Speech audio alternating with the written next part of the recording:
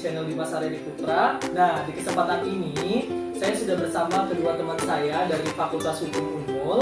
Nah, jadi di sini saya kan sudah open Q&A nih di Instagram saya. Nah, di sini saya akan membacakan pertanyaan kalian dan kita bertiga akan jawab semua pertanyaan kalian. Oke, langsung saja. Sebelum itu, perkenalkan. Halo, aku Sisa. Saya Zaki. Ya, untuk Instagram ada gue. Ya, nanti ada di deskripsi dan saya masukkan kok di dalam video ini. Jangan lupa follow ya. Ya, dan lupa follow Instagram saya dan Instagram kedua teman saya. Dan nanti kalau viewers ini naik, kita bakal open Q&A lagi tentang fun fact mengenai hukum, terutama fakultas hukum. Oke teman-teman semua, oke langsung saja kita ke pertanyaan pertama nih. Kita santai aja di sini. Jadi aku bakal bantu bacain pertanyaan yang pertama. Gimana sih rasanya jadi anak fakultas hukum? Mungkin Dimas deh. Oke, saya pertama ya. Jadi anak hukum itu enak, ada enaknya ada nggak enaknya. Jadi satu enaknya karena negara kita adalah negara hukum ya, kita adalah negara hukum. Nah jadi semua perbuatan, semua kegiatan yang ada di negara Indonesia ini diatur oleh hukum. Mau apapun itu bidang ilmu kalian pasti diatur sama hukum. Jadi istilahnya kita di Fakultas Hukum ini mempelajari semua lintas ilmu tapi dalam segi hukumnya. Jadi nggak ada tuh kegiatan atau perbuatan tanpa diatur oleh hukum. Iya. Rasanya siapa ya rasanya ya? Rasanya ya. Tidak bisa dideskripsikan sih kalau soal rasa. Benar. Senang, sedih juga kayak nggak pernah dikasih kalau di situ. Ya, ada fase itu stres mendekati depresi gitu. Depresi, karena kita udah hampir di semester atas tahun kedua, berarti udah semester 4. Itu pertanyaan selanjutnya. Gimana tips hafalan pasal dan istilah hukumnya Kak? Aku ya kebetulan ya. Sudah silakan sisa dua. Sebenarnya kalau kita mau lihat nyatanya, anak hukum tuh tidak terlalu menghafal pasal yang seperti orang-orang umum. Jadi anak hukum ngapalin pasal ya itu suka-suka aja hafal pasal, lebih mudah aja masuknya. Kalau misalnya ada mata kuliah perdata, kita tahu pasal perdata tuh lebih enak gitu loh didiskusikannya. Terus untuk tipsnya jangan dihafal tapi dipahami. Misalnya kayak istilah-istilah ini aja apa namanya, ada gium Ya di bio dan juga pasal gitu pasal-pasal sunnah. harus dipahami, jangan dihafal karena kalau dihafal tuh cepet hilangnya. Iya, satu lagi. Jadi Ya, jadi tipsnya mungkin harus diamalkan di kehidupan sehari-hari. Kayak misalnya lagi nonton berita ada masalah ini, Bener. kaitkan dengan pasal apa yang kalian ingat kemarin, yang baru habis dipelajari, jadi akan teringat-ingat. Betul. Itu tips bagus tuh dari Zaki. Nah kalau mungkin dari saya cara ngapalin pasal itu saya nggak pernah ngapalin pasal, sumpah saya nggak pernah ngapalin pasal. Tapi misalnya nih di kelas, kalian ada kelas terus itu belajar tentang hukum pidana. Nah ada beberapa kan hukum pidana terbagi jadi 3 buku ya, ada ketentuan umum, pelanggaran dan kejahatan. Nah itu kan pasti ada kayak yang sering muncul di masyarakat gitu. Misalnya di pasal 362 tentang pencurian gitu kan, kayak paling sering kan di masyarakat tentang pencurian. Jadi kalian perlu tahu saja yang setidaknya itu memang perlu kalian ketahui karena sering dilakukan di masyarakat. Kayak pasal 1 ayat 1 di ketentuan umum membahas tentang legalitas atau adigiumnya atau bahasa hukum itu nullum delictum nulla punasina praedia lege bonali, atau apa ya bahasa lainnya itu legalitas ya, bahasanya asas legalitas gitu. Nah gitu sih. Terus juga misalnya di perdata juga gitu. Pokoknya kalian nggak perlu ngapalin sih, betul kata Susan, kayak kalian tuh nggak perlu kalian hafalin aja gitu. Pasal 362 itu tentang pencurian, kalian hafalin frasanya, itu kayaknya berat sih. Kalian nggak perlu ngapalin frasanya, tapi kalian paham bahwa isi dalam pasal 362 itu tentang pencurian. Misalnya dengan perdata BW gitu kan, itu ada 1338 tentang kontrak dan segala macamnya. Cara ngapalinnya itu di repeat again terus gitu. Pokoknya dicoba terus, istilahnya sering dibahas, sering kalian baca, sering muncul, itu ingat sendiri, jadi nggak perlu dihafalin. Benar. Terus pertanyaan kedua, kalau lagi banyak tugas biasanya ngatur waktunya gimana? Terus ngerjain tugas itu tiap malam atau sepanjang hari? Mungkin mulai dari dulu. Wah, kalau saya sih punya prinsip ada waktu luang di situ saya ngerjakan. Jadi mumpung misalnya ada tugas dan besoknya kalian ada waktu luang, segera kerjakan tugas itu.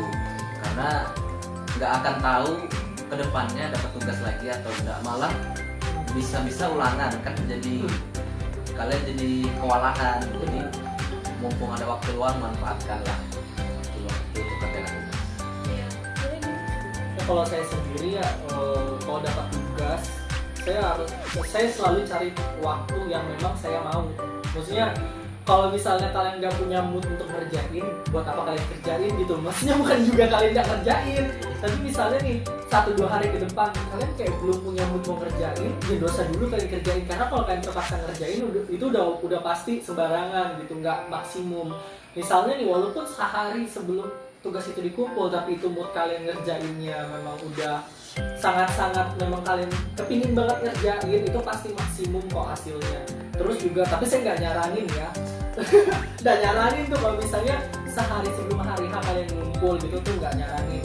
Nggak pernah juga saya pressure diri saya itu harus nyelesain 24 hours gitu, atau sampai semalaman suntuk sampai saya nggak tidur, itu nyiksa diri sendiri sih, enggak. Kan guys, tidak sehat. Ya kalau dari Dimas itu kita harus mengembalikan mood kita. Iya, kan mood sih. Mood harus seperti itu. Kalau Jaki itu selama ada waktu lakuin. Kalau saya sendiri mungkin saya nerapin golden time, kan ada tuh orang bilang namanya ada belajar itu ada waktu-waktu masing, kayak dari jam 3 malam dan sebagainya. Karena siangnya biasanya saya aktif organisasi, jadi paling nggak malam atau subuh saya ngerjain. Tapi kembali lagi kalau moodnya nggak baik, Nggak maksimum. maksimal, tapi ya itu bagaimana cara kita mengembalikan itu. Tapi jangan kelewatan. Iya, jangan juga kalian nggak punya planning, misalnya mau tugas kalian apain, kalian kerjain H-1 udah pasti kelar. Ya, Nggak jadi bakal. buat ini juga buat time schedule juga, hari Iya. apa harus selesai. Bener. Karena kita butuh tekanan juga ya nggak sih? Iya, Waktu Iya. gitu. Terus pertanyaan selanjutnya itu adalah gimana tanggapan kakak-kakak tentang bayar UKT full tapi kita nggak pakai fasilitas kampus? Mungkin bisa saya bilang ya. Iya, silakan. Oke, kalau saya sendiri mengenai pembayaran UKT atau SPP yang dibayarkan full pada saat pandemi seperti ini, kalau saya berada di posisi kontra ya. Standing position saya, kayak debat. Standing position saya berada di kontra, di mana saya tidak setuju dengan adanya penerapan pembayaran UKT atau SPP full di masa pandemi seperti ini. Karena apa? Di sini argumentasi saya, sekali lagi ini argumentasi saya, opini saya, pandangan pribadi saya. Jadi teman-teman boleh setuju, boleh juga tidak setuju. Silakan. Nah, jadi kalau menurut opini saya sendiri sih, karena di satu sisi kita nggak pakai fasilitas kampus ya kan, bener nih teman-teman, kita nggak pakai fasilitas kampus. Fasilitas seperti AC, listrik, proyektor, kursi, kelas, dan juga macam-macam lah, parkiran, dan pokoknya macam-macam pelayanan yang ada di kampus yang seperti kita dapatkan kalau kita kuliah offline itu nggak kita dapatkan di kuliah online.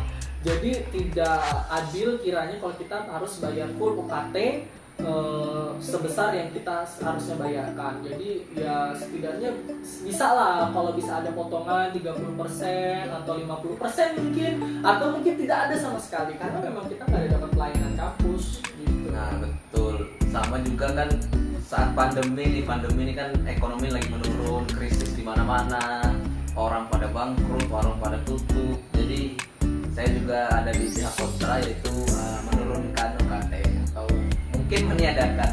Iya, untuk sementara, bukan berarti seterusnya. Nah, jadi kembali lagi ya teman-teman, itu kita kasih disclaimer kalau ini opini kita. Nah, terus untuk kalian yang mungkin di posisi pro atau kontra mungkin bisa didiskusin di kolom komentar Iya, ya. kalian di pihak mana nih?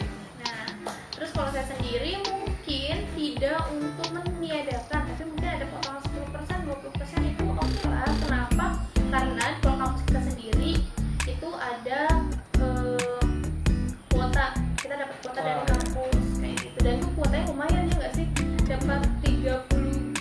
DP 3 bulan. selama 3 bulan. Iya. Jadi 1 bulannya 10 DP. Nah itu ada itu. Terus juga kita itu lebih privasi aja sama jurusan. Maksudnya kalau bertanya nggak dibatasi yang satu pertemuan itu cuma 3 pertanyaan gitu. Tapi kita Iya. lebih bisa eksklusif gitu. Itu sih menurut saya. Tapi kembali lagi gimana pendapat teman-teman karena nggak semua kampus menerapin apa yang Kita dapatkan selama Nah, ini. Gitu. kalau mungkin Jaki dan Dimas secara umumnya, kalau saya secara spesifikasi kampus saya bagaimana kayak gitu. Benar.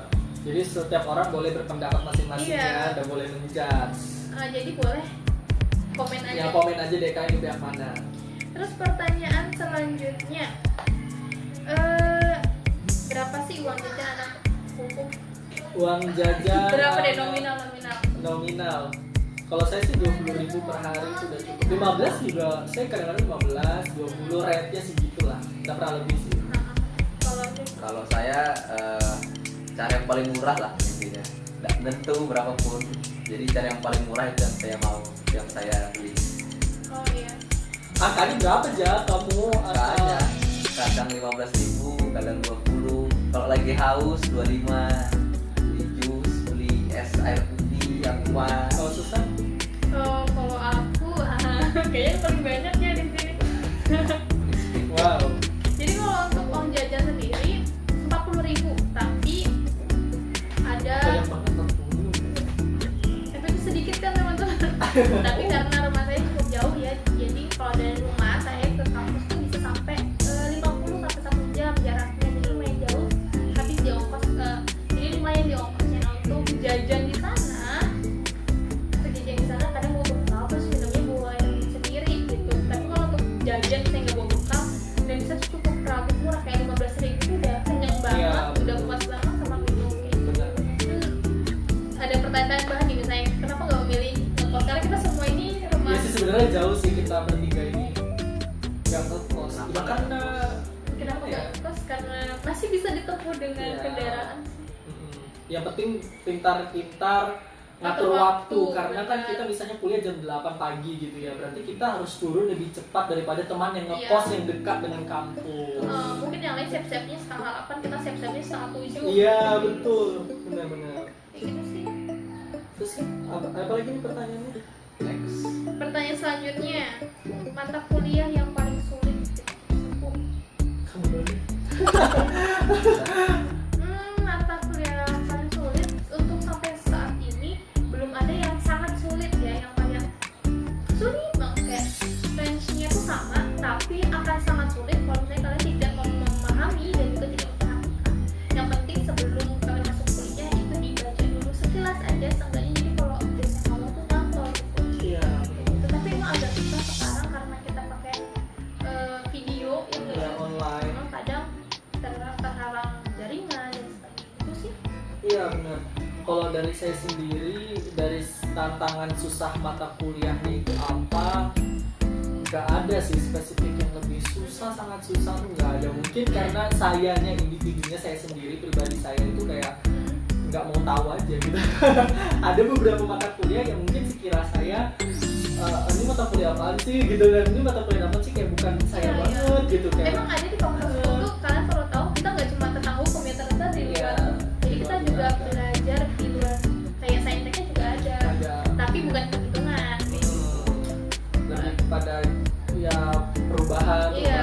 gitu. Nah tapi ya beberapa mata kuliah adalah yang sekiranya memang kitanya nggak mau gitu, bukan berarti susah ya, bukan berarti susah, tapi kok Tapi kalian niat kembali ke diri sih ya. diri sendiri gitu. Kalau Jeki susah semua susah ya. Mungkin kalau susah enggaknya mungkin pertama sih susah doang pertama, tapi kalau udah mulai paham, udah mulai terbiasa, itu mulai udah nggak ada susahnya lagi. Mungkin lebih ke pasrah. Nah, ya. Atau ya jadi kalau tipsnya kita harus sering mengulang sih. Iya. Sering. Tips juga nih buat teman-teman semua, mata kuliah itu sebenarnya paling kalian harus pelajari itu di semester 1 Iya dan 2. benar. Jadi 1-2 itu tuh harus Pegangan deh. harus benar-benar dipahami. Jangan kayak kita ya. Iya. Jatuhnya nanti kan pas di atas tuh agak nyicil jatuh kalau kayak kita nggak perhatikan baik-baik waktu semester 1-2. Bakal gelagapan sih. Kita harus baca lagi. Takutnya kayak kita kan. Teori dasar itu paling penting. Gitu. Tips ya itu. Oke, terus pertanyaan selanjutnya, berapa sih UKT di Fakultas Hukum? UKT kamu berapa nih? UKT Fakultas Hukum kayaknya paling maksimal 3 juta. Iya. Kebetulan saya dapat yang 3 juta. 3 juta. Paling tinggi ya? Paling 3 juta ya? Ya paling tinggi. Jadi kalau menurut pengetahuan saya waktu itu, jadi di Fakultas Hukum itu ada rate-nya, ada apa golongan-golongan. Itu kalau udah 1 sampai golongan 4 aja kalau nggak salah ya. Kayaknya sampai golongan 4 aja. Iya. Jadi golongan 1 itu 500.000, golongan 2 1 juta, golongan 3 1,5 juta. berarti golongan 1 golongan 5. Bisa golongan 5. Iya benar-benar. Pokoknya gitu lah. Pokoknya Ada rate-nya gitu. Nah, saya sendiri itu di golongan berapa berarti ya? Berarti ya di golongan 4, saya sendiri 2 juta gitu. Kalau Susan? Kalau saya di golongan 3, 1,5 juta. Nah, untuk itu teman-teman kita nggak bisa sama. Kenapa nggak bisa sama? Karena nanti waktu kita daftar, nanti kita bakal masukin pendapatan, Orang tua, slip gaji, terus kerjaan, rekening, ya kan? ya. Kerjanya apa? Pengeluaran, tanggungan orang tua, Sama kendaraan yang dimiliki itu. kendaraan, Nah, jadi tuh di situ penentu besaran UKT. Iya, UKT kita dapat. Benar. Tapi nanti pasti ada sesi wawancara lagi kan, dan nanti di situ diwawancara kalian setuju nggak dengan UKT segini? Iya. Apakah kalian mau mengajukan pengurangan atau mungkin yang terlalu crazy rich bisa mau ditinggiin gitu kan? Orang minta diturunin dia minta naik gitu. Benar. Nah, terus juga ada UKT yang beda. Mungkin kayak kita kan range-nya 500. Tapi kalau misalnya teman-teman bidik misi itu UKT-nya 2.400.000 dan itu dibayarkan oleh Pemerintah. Mungkin di Fakultas Hukum universitas lain beda-beda kali ya di kita Di gitu. Fakultas Hukum Universitas Melawan. Iya, benar. Jadi masih tergolong murah nggak sih kayak? Iya sih masih Dibandingkan yang lumayan lain. lah. 1 semester 6 bulan itu 2 juta 3 juta paling mahal itu insya Allah lah. Ya, ibaratnya kalau 3 juta pun sebulannya kalian harus ngeluarin 500.000 gitu. Dan pakai uang jajan kita tuh bisa ya nggak Iya. sih? Gitu. Jadi teman-teman nggak ada alasan untuk bilang kuliah itu mahal karena ada beasiswa yang pertama dan Iya. pintar-pintar kita nggak harus beli buku ya nggak sih? Iya ada perpustakaan. Ada perpustakaan. Jadi terus open minded. Iya jangan berpikiran sempit lah. Ya. Karena bantuan pemerintah itu banyak. Banyak. Ya. Mana-mana gitu. Nah boleh nggak sih nambahin lagi gitu kan? Sekalian nih kita masuk ke kalian yang mungkin ada kesusahan ekonomi dan segala macamnya, jangan pikirkan dulu deh. Sekarang kan ada bidik misi, sekarang udah berubah jadi Kartu Indonesia Pintar Kuliah. Nah itu kalian bisa urus kalau misalnya kalian memang dari keluarga prasejahtera, kalian bisa urus itu ke dinas sosial, ke Kementerian Sosial, dari dinas sosial di kabupaten kota kalian nanti bisa diajukan. Insya Allah kalian malah istilahnya kuliah digaji gitu sama pemerintah, udah dibayar UKT-nya dikasih biaya lagi 4 juta. Terus juga kalau misalnya nih kalian pas kuliah nggak pakai bidik misi atau kuliah, kalian ada ya mestinya ada turbulensi ekonomi keluarga kalian bisa cari kok beasiswa gitu, istilahnya beasiswa swasta ataupun dari pemerintah. Dari bank-bank juga ada. Ini banyak banget asalkan kita mau repot dan mau mencari gitu. Kalau kita misalnya terlalu mahal, terlalu ribet, itu sampai kapan? Iya Karena harus ada dirawakan. Mau mengeluarkan uang atau mau ribet? benar. Dan mungkin kan mudah dapat beasiswa, dapat uang dibayarin, kalian nggak mau ribet kan aneh. Pasti Kecuali ada. bapak kalian kaya udah Beasiswa orang tua. Iya. beasiswa orang tua nggak ribet. Ini kembali ke kalian aja. Iya. Benar. Kalau UKT ya.